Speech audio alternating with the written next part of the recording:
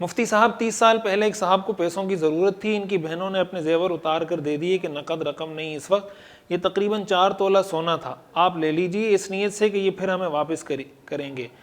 उसने इस वक्त वो सोना 25,000 का बेच दिया, तो आया वो शख्स अपनी बहनों को वही 25,000 देगा या आज के 4 तोला के वज़न के हिसाब से देगा? बराए करम रहनुमाई फरमाएं।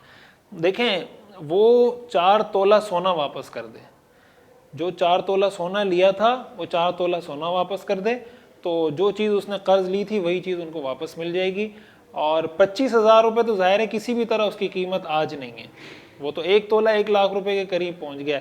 तो सोना लिया था तो सोना वापस कर दे, तो इससे उसका मसला हल हो जाएगा। और अगर कैश में वापस करना चाहेगा तो जो सोने की कीमत है वो वापस करेगा, इसलिए कि उनकी बहनों ने उनको सोने के पैसे नहीं दिए थे, सोना दिया था।